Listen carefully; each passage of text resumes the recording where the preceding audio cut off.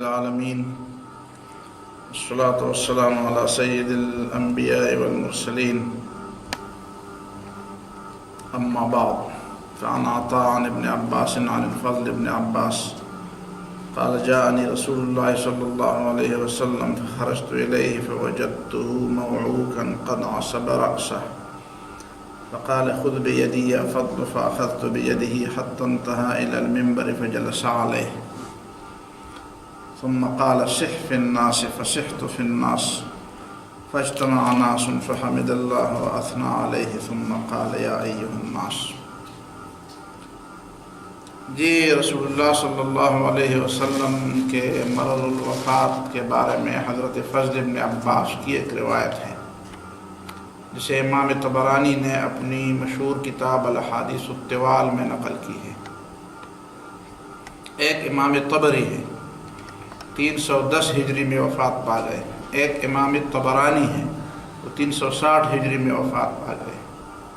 یہ طبرانی کی روایت ہے اور طبرانی کی معاجم ہے، لیکن یہ ایک الگ کتاب ہے ان کی جس کا نام ہے الاحادیث الطوال، لمبی لمبی حدیثیں اس میں اس نے ذکر کی. عبداللہ ابن عباس رضی اللہ تعالیٰ عنہما کی روایت ہے کہ فضل ابن عباس، فضل بھی ان کے بھائی تھے، بڑے بھائی تھے. قال جاءنی رسول اللہ صلی اللہ علیہ وسلم. فضل ابن عباس کہتے ہیں کہ رسول اللہ صلی اللہ علیہ وسلم میرے پاس تشریف لائے. فخرجت الیہ، یعنی نبی صلی اللہ علیہ وسلم کا کوئی سفیر یا کوئی پیغام رسان میرے پاس تشریف، اصل میں یہاں پہ لفظ غلطی ہو گئی، جاء رسول اللہ کی بجائے جاء رسول اللہ چاہیے. نبی صلی اللہ علیہ وسلم نے ایک آدمی میرے پاس بھیجا کہ ہمارے گھر آ جاؤ. فخرجت الیہ، تو میں نبی صلی اللہ علیہ وسلم کے ہاں چلا گیا. فوجدتہ موعوکا، میں نے دیکھا نبی صلی اللہ علیہ وسلم کو بخار چڑھ گیا ہے اور زیادہ بخار کی وجہ سے وہ ہل رہے ہیں اسی طرح. قد عصب رأسہ، اور رسول اللہ صلی اللہ علیہ وسلم نے اپنا سر باندھ دیا ہے، سر کے پیچھے ایک کپڑا لپیٹ لیا ہے. پرانے زمانے میں بھی عادت ہوتی تھی، اب بھی ہے کہ جب کسی کے سر میں درد ہوتا ہے تو اس کو مضبوط قسم کے اس سے باندھ دیتا ہے، اس کو زور کر کے اس کو باندھ دیتا ہے، تاکہ یا کبھی ایسا بھی ہوتا ہے کسی دوسرے کو کہہ دے کہ اس سر کو دبا دیا جائے. عصب رأسہ، تو بیماری میں کسی کو کسی عضو کے ارد گرد کپڑا لپیٹنا، چاہے وہ زخمی نہ ہو لیکن یہ ایک علاج ہے. پرانے زمانے میں یہ مائیں اس طرح کرتی تھی، بوڑھی عورتیں اس طرح کرتی تھی، سر کو مضبوط قسم سے باندھ دیتی تھی. جب وہ کھانا تنور پر روٹی پکاتی تھی یا رات کو سوتی تھی تو اسی طرح کا سر کو باندھ دیتی تھی. تو یہ عام طریقہ تھا. فقال خذ بیدی یا فضل، تو نبی صلی اللہ علیہ وسلم نے مجھے کہا، فرمایا کہ فضل میرا ہاتھ پکڑ لو. جب آدمی بیمار ہو، چل پھر نہیں سکتا ہو بیماری کی وجہ سے یا ضعف کی وجہ سے، تو کسی دوسرے کا سہارا لے سکتا ہے. کچھ لوگ سہارا لینے کو نامناسب سمجھتے ہیں، لیکن نبی صلی اللہ علیہ وسلم نے سہارا لیا. فاخذت بیدہ، میں نے نبی صلی اللہ علیہ وسلم کا ہاتھ پکڑ لیا. حتی انتہا الی المنبر، حتیٰ کہ نبی صلی اللہ علیہ وسلم چلتے چلتے ممبر تک پہنچ گئے. فجلس علیہ، ممبر پر بیٹھ گئے. کچھ لوگ اس بات پہ اعتراض کرتے ہیں کہ جب ممبر پر بیٹھتے ہوئے آدمی تقریر کرتا ہے تو کہتے ہیں کہ نہیں، قرآن میں تو یہ ہے کہ وَتَرَكُوكَ قَائِمًا، ممبر پر کھڑے ہو کر خطبہ دینا چاہیے. لیکن یہ غلط فہمی ہے. جمعے کا خطبہ ہو یا عیدین کا خطبہ ہو، وہ کھڑے ہو کر دینا نبی صلی اللہ علیہ وسلم سے ثابت ہے. لیکن جمعے اور عیدین کے علاوہ باقی کوئی تقریر ہو، کوئی بات ہو، تو نبی صلی اللہ علیہ وسلم سے ممبر پر بیٹھ کر خطبہ دینا ثابت ہے، جس طرح یہاں پہ ہے. فجلسا، نبی صلی اللہ علیہ وسلم ممبر پر بیٹھ گئے. ثم قال صح فی الناس، پھر مجھے کہا کہ لوگوں کو آواز دو. فصحت فی الناس، پھر میں لوگوں کو آواز دی کہ لوگوں جمع ہو جاؤ، نبی صلی اللہ علیہ وسلم مسجد تشریف لائے ہیں، جمع ہو جاؤ. اگرچہ نماز کا وقت نہیں تھا. فاجتمع ناس، تو لوگ جمع ہوئے. فحمد اللہ واثنى علیہ، تو نبی صلی اللہ علیہ وسلم نے اللہ تعالیٰ کی حمد و ثنا بیان کی. ثم قال یا ایھا الناس، پھر فرمایا لوگو الا انه قد دنا منی حقوق من بین اظہرکم. اس جملے کا لفظی معنی تو مطلوب نہیں ہے، معنی مراد یہ ہے کہ میں تمہارے درمیان سے جانے والا ہوں، اس لیے میں چاہتا ہوں کہ تمہارے ہی درمیان میں حقوق کے بارے میں فیصلہ کروں کہ میرے اوپر جس کے کچھ حقوق ہیں وہ مجھ سے لے لے. فمن کنت جلدت له، اس کی تفصیل آگے بیان فرماتے ہیں. فمن کنت جلدت له زہرا، جس کو میں نے اس کی پیٹھ پر کوڑا مارا ہو، فہذا ظہری فلیستقد منہ، میری پیٹھ حاضر ہے، مجھ سے بدلہ لے لے. الا من کنت شتمت له عرضا، میں نے کسی کو گالی دی ہو، فہذا عرضی فلیستقد منہ، تو میں حاضر ہوں، مجھ سے گالی کا بدلہ لے لے. ومن کنت اخذت منہ مالا فہذا مالی فلیستقد منہ، اور کسی سے میں نے مال لیا ہو تو میرا مال حاضر ہے، مجھ سے بدلہ لے لے، اپنا حصہ لے لے، واپس کر دے، وصول کر دے، اپنا حق مجھ سے لے لے. الا لا یقولن رجل، خبردار آئندہ کوئی ایسا نہ کہے کہ انی اخشى الشحناء من قبل رسول اللہ صلی اللہ علیہ وسلم، میرا تو حق تھا لیکن میں نے نہیں لیا اس لیے کہ میں ڈرتا تھا کہ شاید رسول اللہ صلی اللہ علیہ وسلم مجھے وہ حق نہ دے، کنجوسی کر دے اور مجھے اپنا حق نہ دے. الا وان الشحناء ليس من طبعی، خبردار کنجوسی میرا مزاج نہیں ہے، بخل میرا مزاج نہیں، ولا من شانی، اور نہ میرا مقام ہے. میں جس مقام پہ ہوں اس مقام کے ساتھ بھی کنجوسی اور بخل نامناسب ہے، لیکن میری طبیعت اور میرے مزاج میں بھی یہ چیز نہیں ہے. الا وان احبکم الی من اخذ حقا ان کان له، خبردار تم میں سے سب سے زیادہ پسندیدہ شخص میرے نزدیک وہ ہے جو اگر اس کا میرے اوپر حق ہو تو وہ مجھ سے اپنا حق لے لے، میں اسے پسند کرتا ہوں. او حللنی، یا مجھے معاف کر دے. فلقیت اللہ وانا طیب النفس، اس لیے کہ میں اللہ سے اس حالت میں ملاقات چاہتا ہوں کہ میرا نفس اور میرا جسم اور میری روح پاک ہو، میرے اوپر کسی کا حق نہ ہو. اب اس بات کی طرف ذرا توجہ دے کہ نبی صلی اللہ علیہ وسلم پر فکر آخرت کتنا غالب ہے، فکر آخرت کتنا غالب ہے. ہم تو تھوڑی سی نیکی کر کے بس سمجھتے ہیں کہ بھئی کوئی بات نہیں ہے، چلو ہمیں بھی مل جائے، بہت کچھ مل جائے، ہمیں معاف کیا جائے. لیکن رسول اللہ صلی اللہ علیہ وسلم اتنی کروڑوں نیکیوں کے باوجود اور اس کے باوجود کہ پوری دنیا کو انسانیت سکھا چکے، اسی وقت بھی لاکھوں لوگ حلقہ بگوش اسلام ہوئے تھے، اللہ کی بندگی کی طرف آ گئے تھے. بت پرستی کوئی معمولی عبادت نہیں ہے، کوئی معمولی بات نہیں ہے. ایک شخص کی ہدایت بہت بڑی بات ہے، لاکھوں لوگوں کی ہدایت بہت بڑی بات ہے. لیکن اس کے باوجود نبی صلی اللہ علیہ وسلم چاہتے ہیں کہ میں اللہ کے سامنے اس حالت میں ملوں کہ میرے اوپر کسی کا حق نہ ہو. حقوق العباد کی بڑی اہمیت ہے، بندوں کے حقوق کی بڑی اہمیت ہے. یہاں ساری باتیں بندوں کے حقوق کی ہو رہی ہیں. الا وانی لا ارى ذلك مغنیا عنی حتى اقوم فیکم مرارا، اور میں صرف ایک بات بھی یہ اعلان نہیں کروں گا، بار بار میں اعلان کروں گا. جس کو کسی حق کے بارے میں باقاعدہ اس کی اہمیت ہو، اس کی اہمیت اس کی سمجھ میں آ گئی ہو، تو ایک بار کہنے سے وہ سمجھتا ہے کہ یہ مسئلہ حل نہیں ہوا.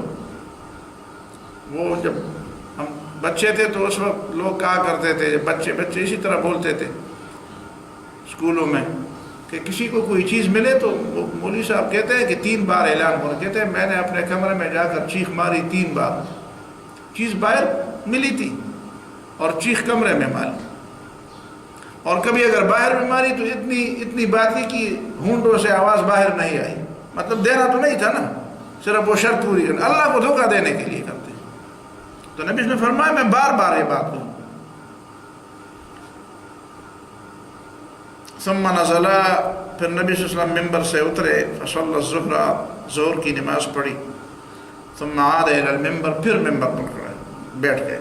فعاد الى مقالته فی الشحناء وغیرها، پھر وہی بات نبی صلی اللہ علیہ وسلم نے دہرائی، اور خاص کر وہی بات جو کنجوسی کے بارے میں نبی صلی اللہ علیہ وسلم نے فرمائی تھی کہ دیکھو مجھ سے اپنا حق لے لو.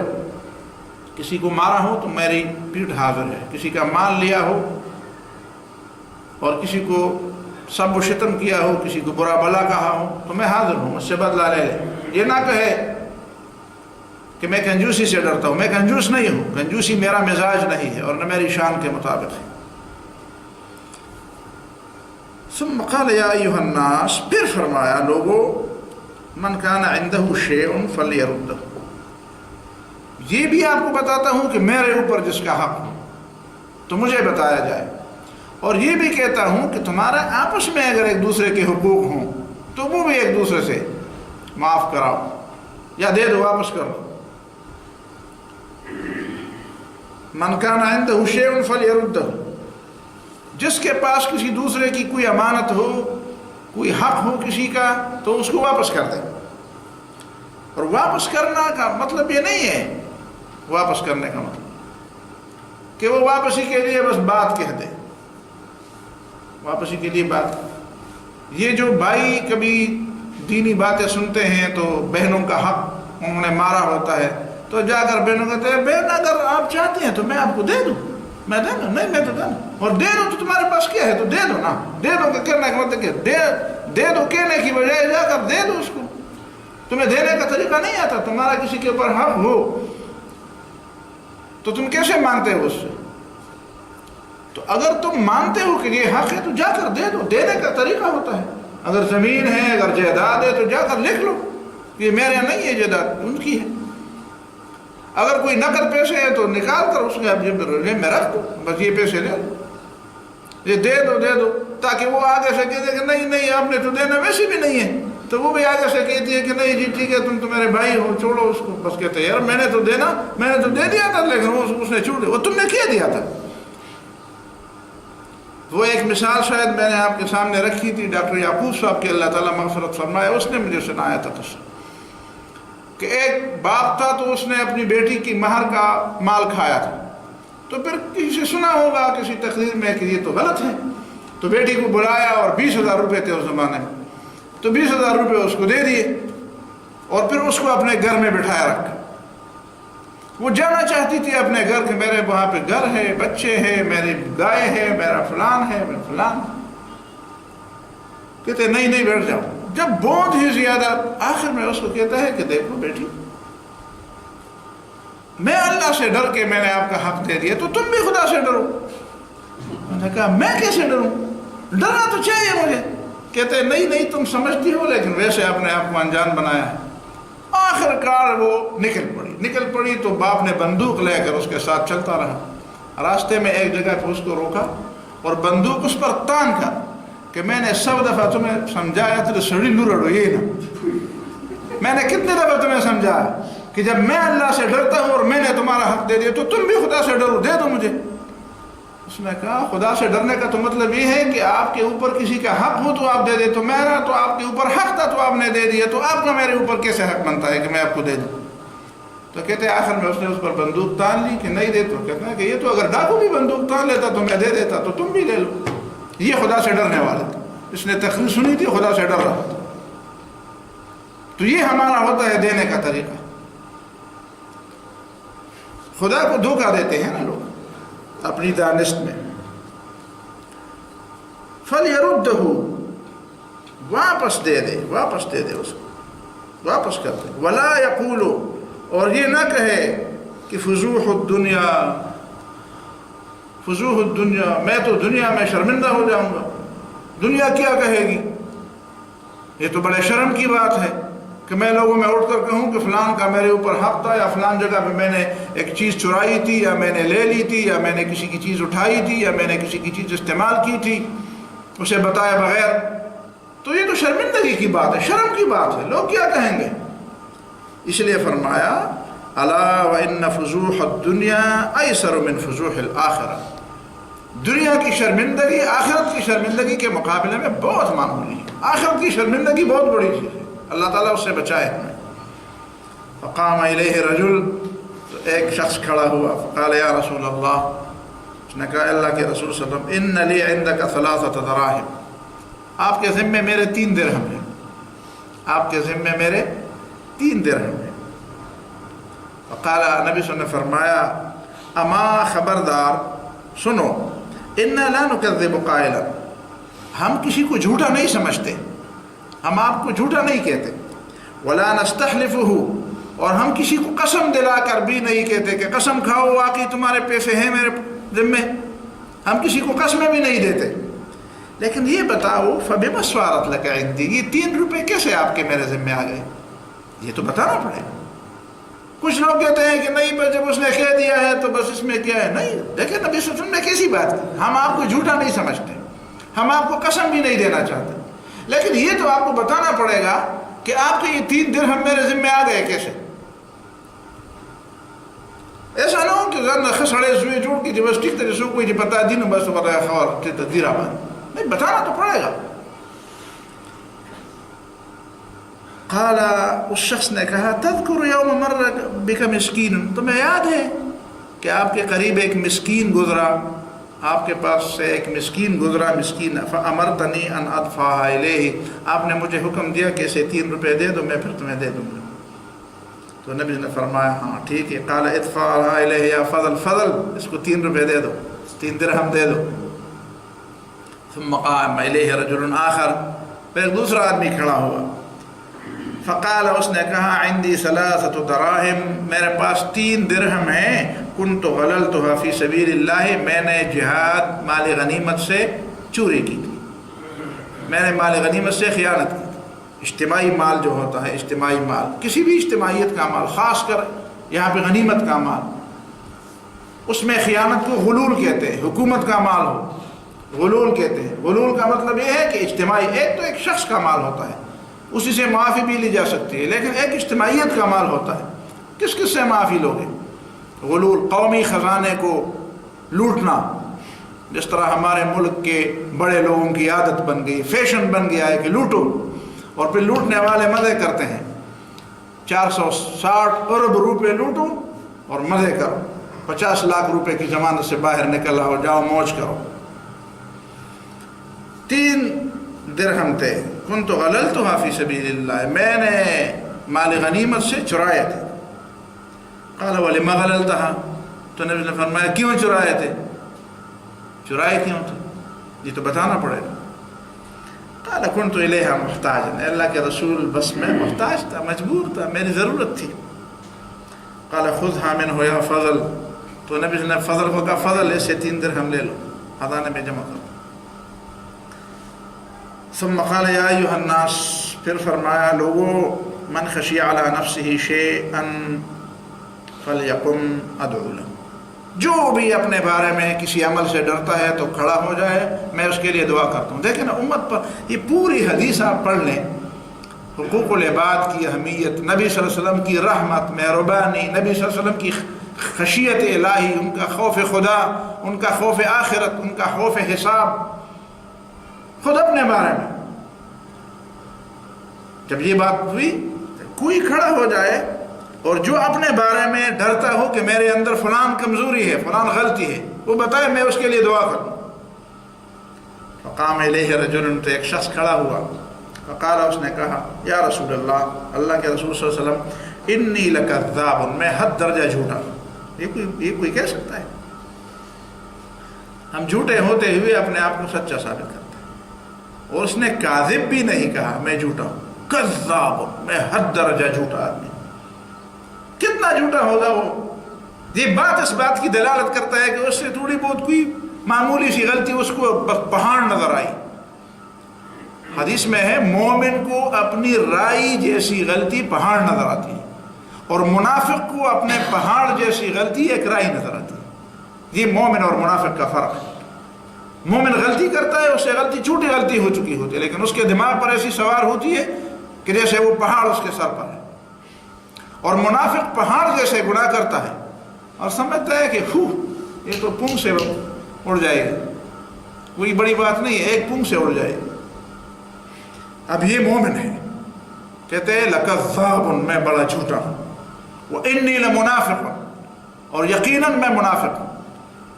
کوئی منافق ہوتا ہے تو وہ اپنے آپ کو منافق کہتا ہے، منافق سے ڈرنے والا اپنے آپ کو کہتا ہے کہ میں منافقت سے ڈرنے والا. وانی لنؤوم، اور میں سب زیادہ خوابیدہ ہوں. زیادہ خوابیدہ ہوں، بس نیند ہی نیند کا مجھ پر غلبہ ہے، نیند آتی ہے، بہت زیادہ نیند آتی ہے۔ فقال رسول اللہ نے فرمایا اللہم ارزقہ صدقا و ایمانا، اے اللہ اس شخص کو صداقت نصیب فرما، اس کو ایمان نصیب فرما، وَأَذْهِبْ عَنْهُ النَّوْمَ إِذَا أَرَادَ، اور جب یہ چاہے اس کی نیند کو اڑا دے، جب یہ چاہے، ایسا نہ ہو کہ اس کی نیند اڑا دے، پھر تو نیند نہیں آئے گی نا۔ لیکن نبی صلی اللہ علیہ وسلم نے کیسے ایک شفیق باپ کی طرح کہ اس کے بات میں جو تھوڑی سی غلطی ہے وہ بھی درست کر لی، وَأَذْهِبْ عَنْهُ النَّوْمَ إِذَا أَرَادَ، اور یہ جب چاہے اس کی نیند کو اڑا دے۔ ثم قام إليه رجل آخر، تو پھر ایک دوسرا آدمی کھڑا ہوا اور اس نے کہا فقال واللہ یا رسول اللہ، اے اللہ کہ رسول اللہ کی قسم، انی لکذاب، میں سخت جھوٹا ہوں، وانی لمنافق، اور میں بھی منافق ہوں، وما من شیء من الاشیاء الا وقد اتیتہ، اور کوئی گناہ ایسا نہیں ہے جو میں نے نہ کیا، کوئی گناہ ایسا نہیں ہے جو میں نے نہ کیا۔ فقال له عمر، تو حضرت عمر رضی اللہ تعالیٰ عنہ نے اس سے کہا یا ھذا، یہ کیا بولتے ہو، چپ رہو، فضحت نفسک، خود کو شرمندہ کیا، خود کو رسوا کیا تم نے، اپنی رسوائی کا سامان، منافق ہو، جھوٹا ہو، کوئی گناہ ایسا نہیں جو تم نے نہ کیا ہو، تم نے تو اپنے آپ کو رسوا کر دیا۔ قال، نبی نے فرمایا ماں پشتو میں بھی ہم کہتے ہیں ماں، نبی نے فرمایا ماں یا ابن الخطاب، خطاب کے بیٹے اس کو نہ روکو، فضوح الدنیا ایسر من فضوح الآخرہ، دنیا کی رسوائی آخرت کی رسوائی سے آسان ہے، دنیا کی رسوائی آخرت کی رسوائی کے مقابلے میں آسان ہے۔ ثم قال، پھر نبی صلی اللہ علیہ وسلم نے اس کے لیے دعا کی اللہم ارزقہ صدقا و ایمانا، اے اللہ اس کو بھی صداقت اور ایمان نصیب فرما، وسیر امرہ الی خیر، اور اس کا انجام بہتری کی جانب فرما، اس کی عاقبت بہتری کی جانب فرما، اس کو بہتر عاقبت انجام فرما۔ جب ہی بات ہوئی فکلمہم عمر بکلمۃ، تو حضرت عمر رضی اللہ تعالیٰ عنہ نے مجلس میں بیٹھے لوگوں کے ساتھ کوئی بات کی، شاید لوگوں کو کہا کہ بس کرو اور کچھ باتیں نہ کرو، اور کچھ باتیں نہ کرو۔ ممکن ہے حضرت عمر رضی اللہ عنہ کے ذہن میں کیا بات آئی ہوگی، جس طرح اب بھی لوگوں کے ذہن میں آتی ہے کہ اچھا اگر وہ اس طرح ہوتی تو ہر شخص کھڑا ہوتا کہ میں منافق ہوں، ہر شخص کھڑا ہوتا کہ میں جھوٹا ہوں، تو آئندہ لوگ گواہی دیتے وہ نبی صلی اللہ علیہ وسلم کے ارد گرد تو سارے جھوٹے اور منافق جمع ہوئے تھے۔ بس حضرت عمر کے ذہن میں کوئی بات آئی کہ بس اب بس باقی باتیں نہ کریں، بس ٹھیک ہے۔ اور پھر ایک بات کی، حضرت عمر رضی اللہ عنہ سب لوگوں کے نمائندگی کے طور پر کھڑے ہوئے، فرمایا قال عمر بن الخطاب رضی اللہ عنہ، عمر نے فرمایا یا رسول اللہ رضینا باللہ ربا، یہ سب لوگ اللہ تعالیٰ کی ربوبیت پر راضی ہیں، ہم سب اللہ تعالیٰ کی اس بات سے راضی ہیں کہ اللہ ہمارا رب ہے، وبالاسلام دینا، اور ہم سب دل سے اس بات پر خوش ہیں کہ اسلام ہمارا دین ہے، وبمحمد النبی، اور ہم دل سے اس بات پہ خوش اور راضی ہیں کہ محمد صلی اللہ علیہ وسلم ہمارے نبی ہیں۔ فقال رسول اللہ صلی اللہ علیہ وسلم، نبی صلی اللہ علیہ وسلم نے فرمایا خوش ہو کر فرمایا انا من عمر و عمر منی، میں اور عمر ایک ہیں، میں عمر سے ہوں اور عمر مجھ سے ہیں، عمر اور میں یک جان دو قالب ہیں۔ عمر کے دماغ اور دل کے اندر بات ایسی شرائط کر چکی ہے جس طرح میں چاہتا ہوں، اس طرح بات کو سمجھ چکے ہیں، اس طرح اسلام کو سمجھ چکے ہیں جس طرح میں کہنا چاہتا ہوں، میں سمجھانا چاہتا ہوں۔ والحق بعدی مع عمر حیث کان، اور سن لو میری موت کے بعد، میرے بعد حق عمر کے ساتھ ہوگا، عمر جہاں بھی جائے گا حق اس کے ساتھ ہوگا، حق اور عمر ایک دوسرے سے الگ نہیں ہوں گے۔ بس یہ باتیں ہیں، اس کو سمجھنے کی بھی ضرورت ہے، اور اس کے اندر جو اسباق ہیں اس کو یاد کرنے کی بھی ضرورت ہے۔ اقول قولی ھذا واستغفر اللہ لي ولكم۔